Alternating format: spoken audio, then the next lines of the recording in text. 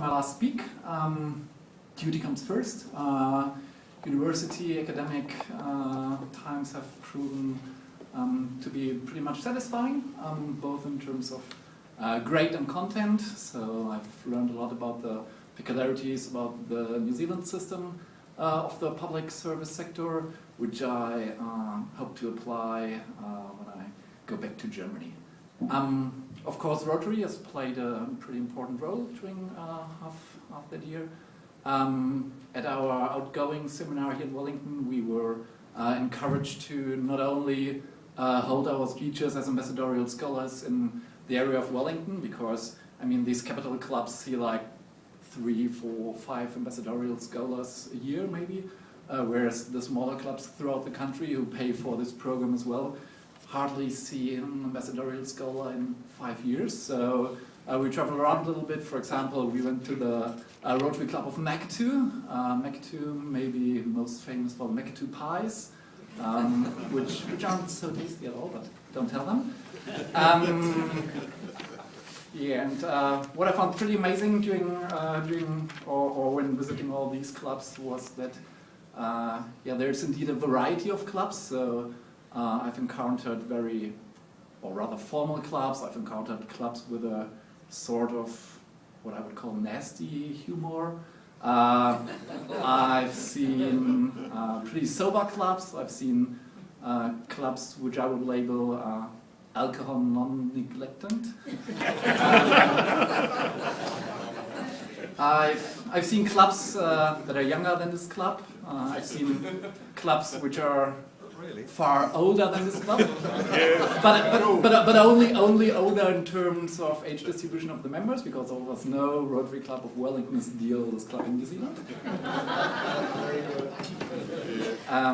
Yeah, so I found that very interesting, having this variety and diversity of Rotary clubs, but nevertheless all under the same motto of serving above self. So I found that very interesting. So, for example, with the Rotary Club of Makatu, we did some attempts. We stayed a couple of days there. We did some attempts to save a small bird called Pearl, I guess. So we planted some plants at the sand dunes to give that bird a reservoir. We planted trees together with Richard here on the Mount Victoria walk. We've been to jumbo tennis. We've created a newsletter, or a new newsletter, interactive newsletter system for the Rotary Club of Hutt City. So if you want to see their newsletter, that's our work.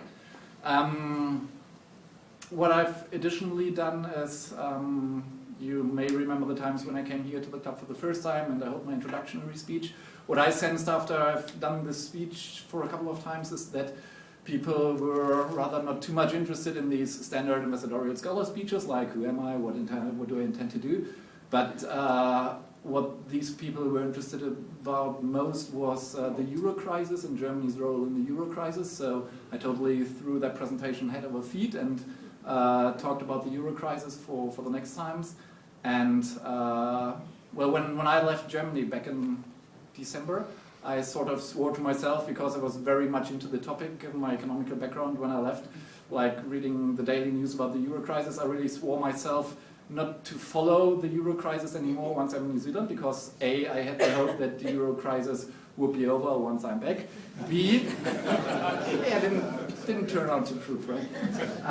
B, it was so frustrating back then reading one opinion in the news, which was again throwing head over feet only 2 weeks later. So I found that very frustrating to follow the Euro crisis to that extent.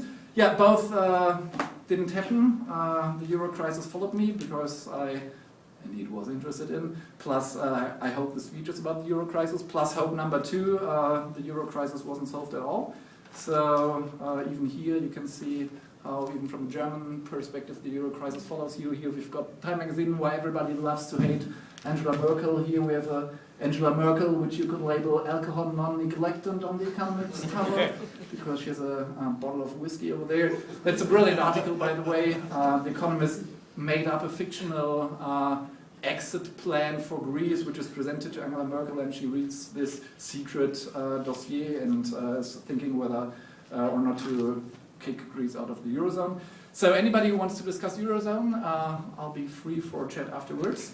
I just want to share some insights on the current mood. Actually, this issue of the Time magazine is 2 months old by now, but the mood paragraph of this article is still quite valid. It says, the June 25 issue of the New Statesman, a left-leaning British magazine, not only labeled Merkel the most dangerous German leader since Hitler, but also declared her a greater risk to world stability than Mahmoud Ahmadinejad and Kim Jong-un together. Elsewhere, she has been depicted as a bully, a latter-day Nero who fiddles while Europe burns, and on the cover of the Spanish magazine El Jueves, a sadomasochistic dominatrix whipping Spanish Prime Minister Mariano Rajoy into submission.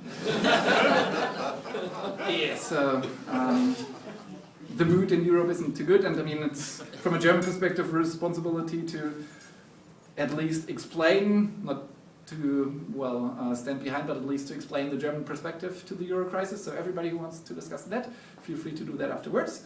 Final remark, 4.5 minutes.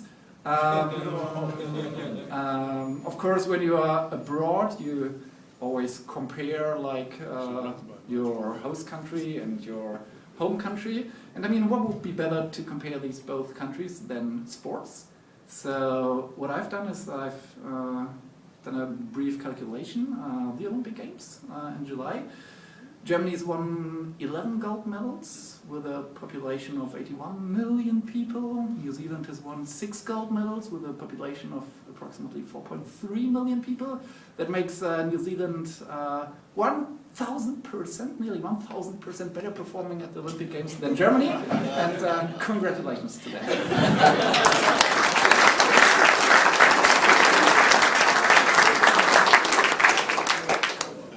Thank you very much, Fabian. Thank you.